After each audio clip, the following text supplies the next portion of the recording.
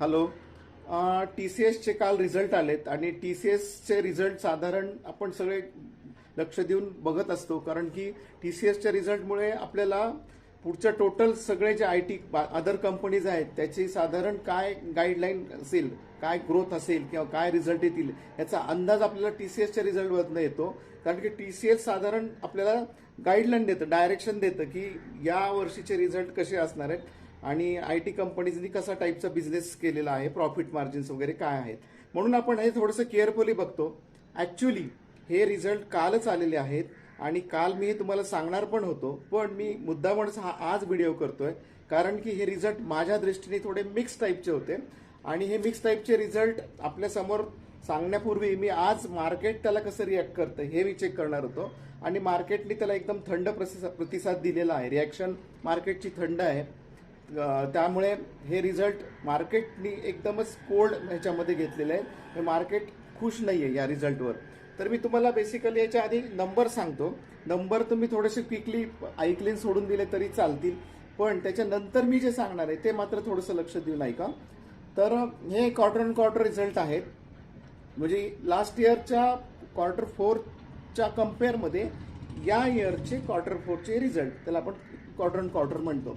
तर लास्ट इयरला याचं बॉटम लाईन म्हणजे याचे नेट प्रॉफिट काय झालेलं आहे. तर नेट प्रॉफिट जे आहे ते 10,660 करोडचं मागच्या वर्षी प्रॉफिट होतं आणि यावेळी त्याचं प्रॉफिट झालेलं आहे 13,700 करोड. म्हणजे रिझल्ट चांगलेच आलेत मागच्या वर्षीपेक्षा. साधारण 3,700 करोड त्यांनी जास्त प्रॉफिट केलेलं आहे यावेळी. त्यानंतर रेव्हेन्यू म्हणजे टॉप लाईन ग्रोथ पण याच्यामध्ये दिसते. लास्ट इयर होती 67,100 करोड रुपीज मागच्या वेळीचं त्याचं टोटल रेव्हेन्यू होतं आणि यावेळीचं रेव्हेन्यू आहे ते 70,700 करोड आहे. हे पण चांगलंच वाढून आलेलं आहे. त्यानंतर इबिट किंवा आपण त्याला म्हणतो की ऑपरेटिंग प्रॉफिट. तर ऑपरेटिंग प्रॉफिट किंवा इबिटा मार्जिन जे असतं ना, ते टॅक्सेसच्या पूर्वीचं जे काही कंपनीला प्रॉफिट झालेलं आहे ते आहे बिफोर टॅक्स. तर ते मागच्या वर्षी होतं 16,900 आणि यावेळी आलेलं आहे 17,870 करोड. हे सगळे आकडे करोडमध्ये आहेत. त्यानंतर मार्जिनमध्ये काही ग्रोथ आहे का? मार्जिन वाढणं पण खूप गरजेचं आहे. तर मागच्या वर्षीचे मार्जिन होते 25.1 आणि यावेळीचं मार्जिन आलेलं आहे 25.3, म्हणजे 0.2% बेसिस पर मार्जिन पण वाढलेलं आहे. आणि मार्केटचे एक्सपेक्टेशन होते की 25.4 साधारण. तर मार्केटच्या एक्सपेक्टेशनच्या अगदी जवळपास हे आलेले आहेत. त्यामुळे मार्केटने ऍक्च्युली इथे पॉझिटिव्ह थंब त्याला द्यायला हवा होता. त्यानंतर डिव्हिडंड तुम्हाला माहिती आहे टीसीएस डिव्हिडंडसाठी जाणला जातो.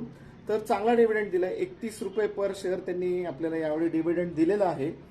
आता मी काय महत्वाचं सांगतोय ते बघा, कारण की 4,500 पर्यंत हा शेअरचा गेला होता.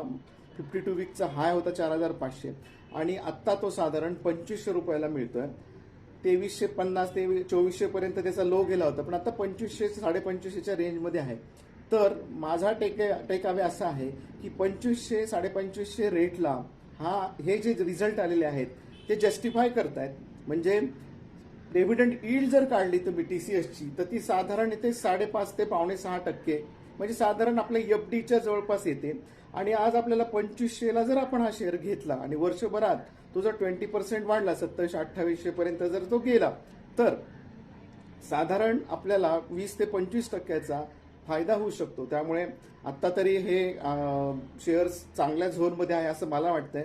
वेट अँड वॉच करून आपण त्याच्यावर डिसाईड करू शकतो. त्यानंतर सगळ्यात महत्वाचं काय बघायचं असतं की शेअर्स यावेळी आपण का बारकाईनं बघितलं टीसीएसचा, कारण की एआयचा एवढा थ्रेट आलेला आहे.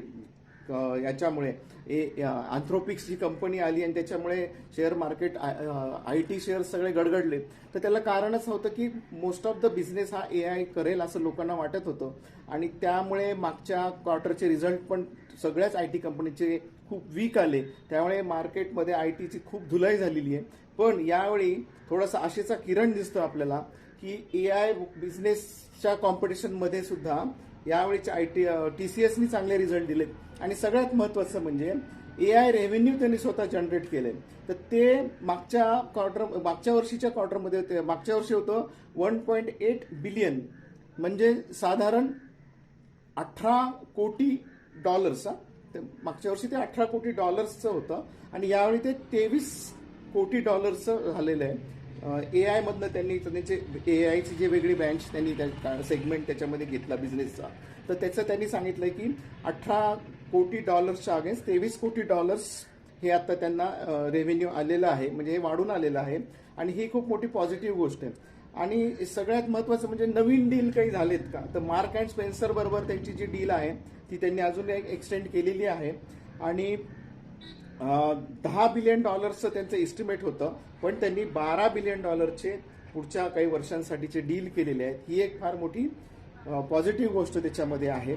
आणि सगळ्यात महत्त्वाचं म्हणजे त्यांनी मागच्या वर्षी 31,000 एम्प्लॉईज कमी केले होते, पण या क्वार्टरमध्ये त्यांनी 2,300 आणि ऑड म्हणजे 2,350 एम्प्लॉई ॲड केलेले आहेत. म्हणजे बिझनेस आहे, बिझनेस येतो आहे आणि TCS कडे लक्ष ठेवायला हरकत नाहीये. धन्यवाद. आवडला असेल तर जरूर शेअर करा, लाईक करा. धन्यवाद.